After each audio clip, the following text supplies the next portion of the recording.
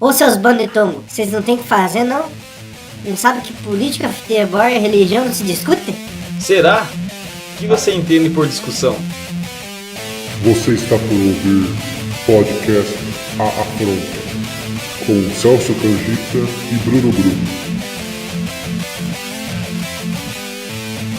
Olá pessoas de todo o cosmos e além, aqui é o Bruno Grube e ao meu lado estão dois dos maiores pensadores de todos os tempos. Olá, salve, salve, meu nome é Marcel de Ramos, recém-graduado em História, bacharelado, e recebi convite através do meu amigo Bruno para vir aqui discutir, trocar uma pira. E ali também escondidinho por detrás de alguns pensamentos aí está o seu Celso Canjica. Fala pessoas, estou aqui novamente e vamos aí discutir e falar coisas interessantes e de vez em quando umas bobagenzinhas. Então, o que a gente vai tratar? O que é uma discussão? Como elas acontecem? Quando? Aonde acontecem? Onde é interessante de se acontecer? E por quê? Pra começar, então, eu pergunto assim, Celso, o que é uma discussão? É só briga? É só meter a porrada nos outros? Eu acho que a primazia de uma discussão é o respeito. Todo indivíduo ele é carregado de quesitos históricos ali que vão construindo o pensamento do sujeito, mas numa discussão ali, numa confrontação de ideias, o respeito lá deve ser a primazia, compreendendo que cada um é carregado de história e história. Então, para mim, o respeito ele é fundamental, sempre tendo em vista que você não vai simplesmente mudar às vezes o pensamento da pessoa que você está dialogando, discutindo, mas você vai expressar o que você pensa, receber do que o outro pensa e gerando uma discussão, né? Argumentação Argumentações ali, né? Para fortalecer o pensamento. O professor na faculdade dizia que discussões era perca de tempo, porque discussão só serve para afirmar o que cada um pensa. Só que aí quando você é surdo, daí acontece isso mesmo. Exatamente. Nada contra os surdos, né? Nada porque existem outras formas de comunicação o surdo, também. Metaforicamente, né? Digamos, aquele que não quer ouvir o que o outro tem a dizer. Marcel, o que você acha disso? Eu concordo com o que o amigo Canjica falou, tem que ter um respeito acima de tudo numa discussão. Concordo também com o que você falou, a discussão também faz parte da porrada, desavença, briga, é um tipo de discussão, mas tem que ter um respeito porque somos seres civilizados, enfim. É uma exposição de ideias, desconstrução de ideias, reformulação de ideias, exposições, enfim. Bota as ideias à tona, bota as ideias em xeque e discute. Se concorda ou não concorda. Querer impor uma ideia aos outros é como se pegasse teu tênis e quisesse que coubesse em todo mundo. E não é assim que as coisas funcionam. Pra ter uma boa discussão não é assim que é.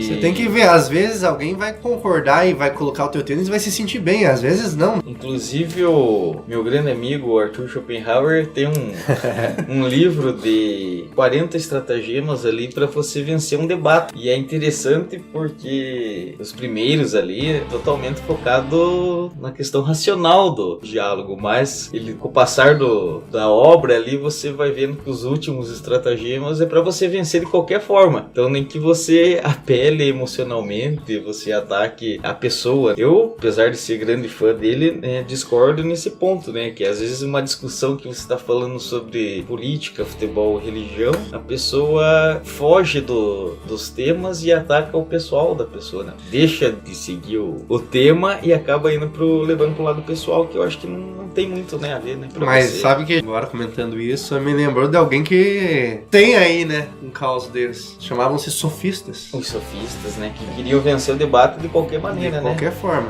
Será que, mesmo hoje em dia, a gente não tem alguns sofistas por aí? Tá cheio, né? Eu acho que... Vou dizer minha opinião, até com relação não só a debater, mas como de impor ideias, né? Por exemplo, eu não gosto do Cortella, do Clóvis até tem um certo respeito ali, mas o Cortella, o Pondé, Augusto Cury ali, eles parecem que eles querem impor de qualquer forma, nem que seja atingindo o lado emocional. Então eles tentam dizer que aquilo é o certo, justamente colocando no quesito emocional, sendo um sofista realmente ali, deixando a razão de lado e colocando aquilo que eles tomam como verdade para receber algum agraciamento. Né? Motivação e emoção faz parte de um debate também? Faz parte, mas não deve ser levado aos extremos. Né? Igual o Canjica falou, os sofistas, os teóricos conhecidos no mundo acadêmico, querendo impor a ideia dele, toda a força, toda a petulância, arrogância, em alguns sentidos. E isso também vai ter na vila, num boteco de esquina, tiozão, discutindo lá, impondo a ideia, falando que, falou o exemplo do futebol, política, falando que o time dele é melhor, falando que o político que ele vota é melhor. Isso fica bem claro quando você vai até num bar, né, no boteco, eu não gosto muito de discutir filosofia, esses assuntos. Pensei que você ia falar que nem gosta de boteco. Eu também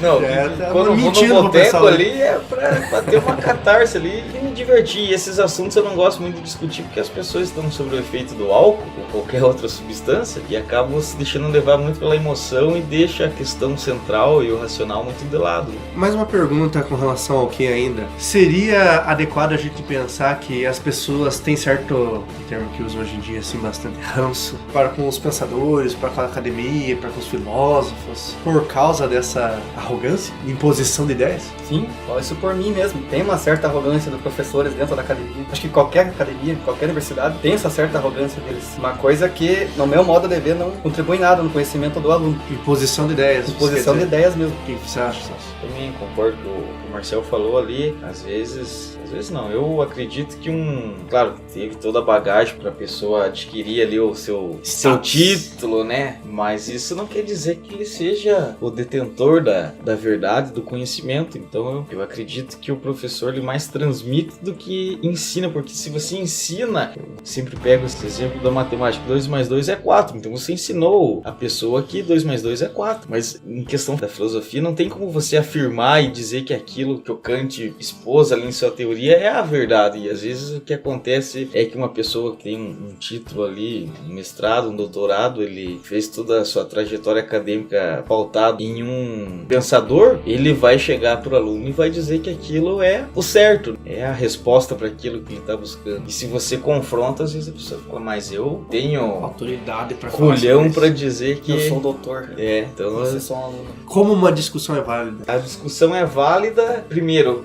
você tem que estabelecer o que você quer chegar com essa discussão. Se você vai discutir apenas por discutir, vai ser, digamos, uma discussão informal ali, que você encontrou um amigo, estão falando sobre a vida, cai num tema e vocês acabam discutindo, enfim. Ou você vai ter uma discussão acerca de determinado assunto e qual a finalidade. Então acho que a validação, né, da discussão tem que ter o fator X ali, o objetivo, digamos, final ali do que você quer discutir. Tem que ter o ponto final, mas antes tem que ter o ponto de partida. Também. Algum assunto, algum tema, qualquer coisa que dá início a essa discussão. Que vai levando, vai desmembrando, vai surgindo outros assuntos até chegar. Muitas vezes não leva a nada a discussão.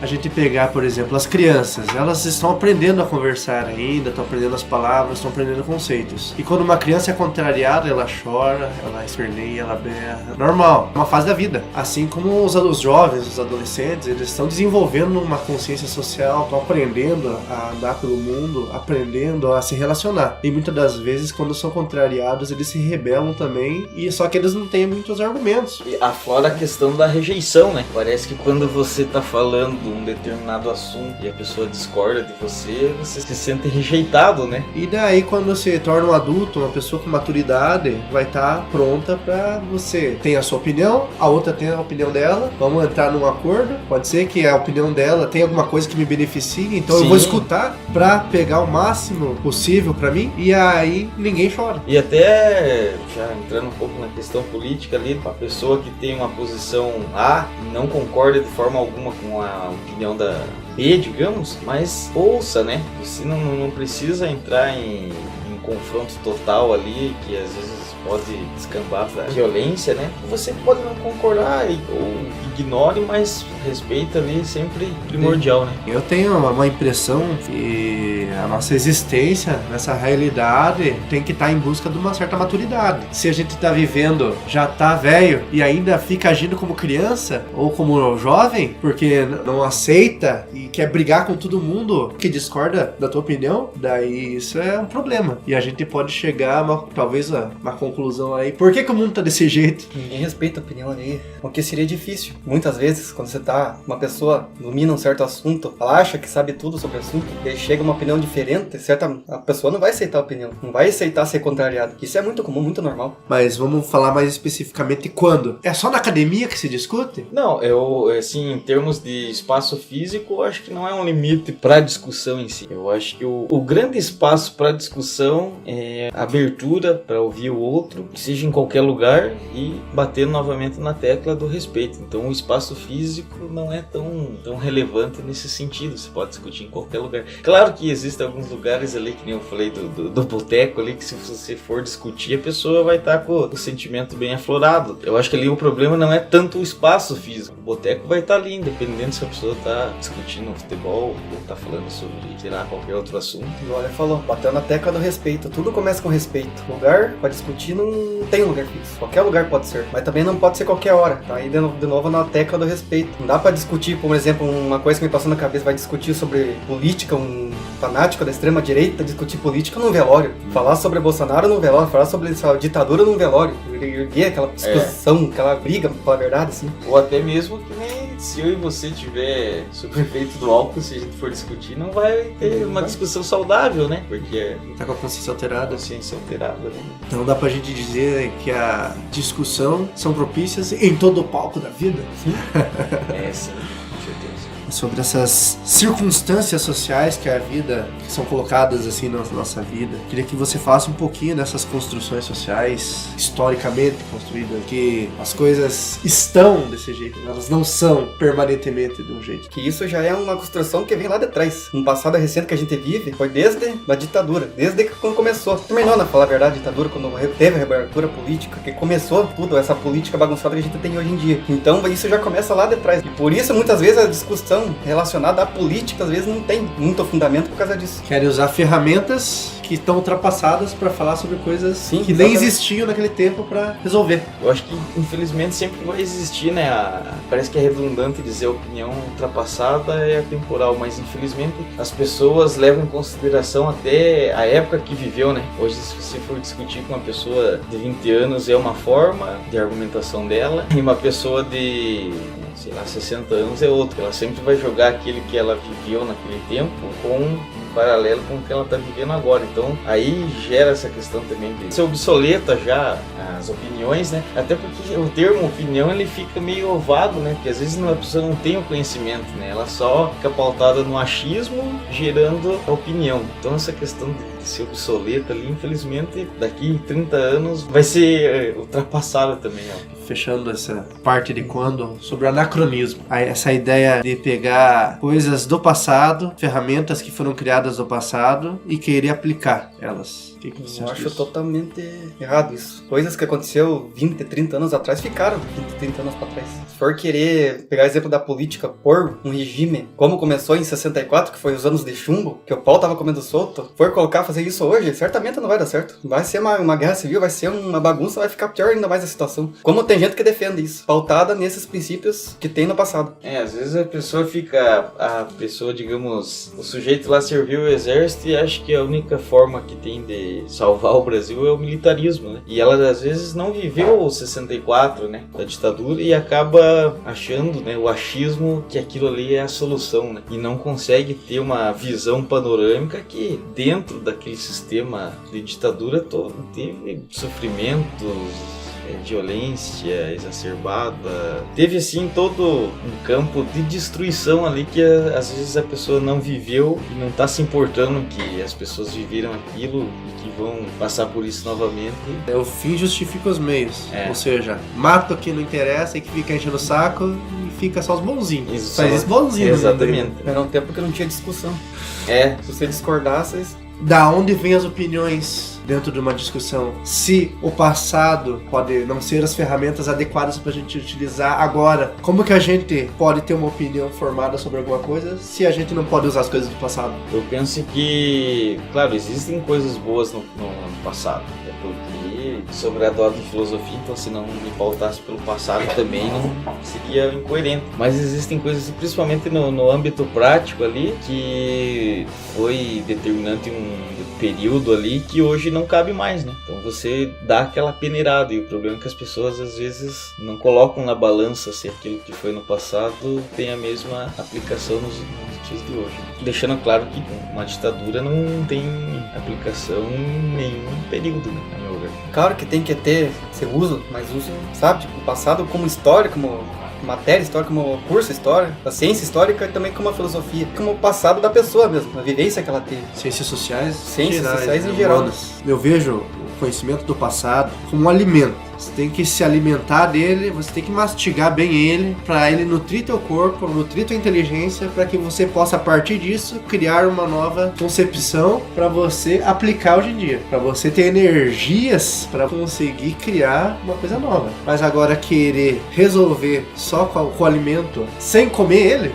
daí é estranho, né? Como que você vai nutrir o teu corpo se você não se alimenta das ideias certas? Tem a questão também do filósofo Edmundo Husserl, que tem o sentido da redução fenomenológica. Sempre que você vai no sentido do conhecimento, do julgamento ali, você reduz aquilo que já está impregnado no sujeito ali, né? Você vai encarar ele com outros olhos ali. Você deixa aquela questão histórica que ele está carregando para que você consiga chegar no ponto realmente relevante que tem o sujeito. Um exemplo assim, eu tenho uma empresa, apareceu lá um sujeito, levou um currículo, quer trabalhar lá e ele é ex-presidiário. Então eu tenho que deixar de lado a questão ali do momento que ele foi detento, para que eu dê uma nova oportunidade para ele, né? Que busque o conhecimento dele de fato, né? Senão a pessoa, ele ficou 2 anos detido, ele não é uma boa pessoa, não. Você tem que excluir isso para que você enxergue o foco na pessoa, né? Então tem que observar as pessoas pelo que elas são e não como elas estão. Exato. Porque tudo parte do indivíduo, do sujeito. Não só na história, como na filosofia. Qualquer ciência sempre vai partir do humano, do homem, do indivíduo. Da sabedoria, da carga que ele traz. Marcel, me diga, por que discutir os assuntos? Para que serve uma discussão? Primeiramente, a discussão serve para construir, que é aí que tá a graça,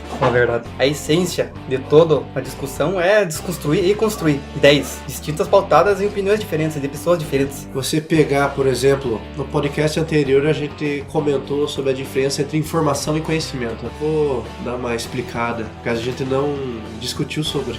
Vou dar esse exemplo agora. A gente pode pegar até uma terceira característica, que são os dados. Dentro da gestão de conhecimento, tem os dados, tem a informação e tem o conhecimento. Os dados é simplesmente o mais bruto que tem. A experiência. Você pega, por exemplo, são tantos graus, 20 graus agora. É quase uma experiência direta. A informação é um conjunto de dados sobre determinada coisa, é uma contextualização. Mas ainda assim, você tendo os dados e tendo uma contextualização, você não necessariamente vai usar isso. O conhecimento vai fazer com que você consiga colocar em prática, utilizar essas informações de maneira adequada. Então, vocês concordam com essa minha posição ou tem uma outra? Então, digamos que seria os dados o empirismo, a informação também não deixa de ser, que você recebeu, Uma contextualização.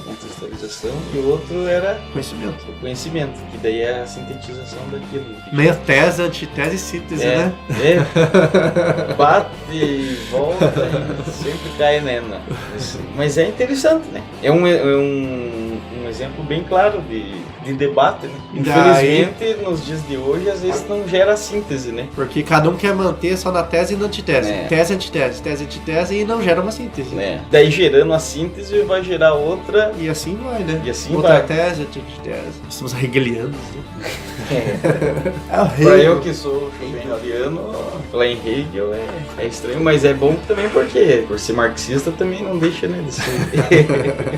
Com relação às ciências humanas, no geral, eu não sei com relação a vocês, mas eu sempre tive, mesmo estudando as ciências humanas, eu estudei história um tempo, fui para filosofia, e entre outras áreas assim que eu tenho interesse, sociologia também eu gosto.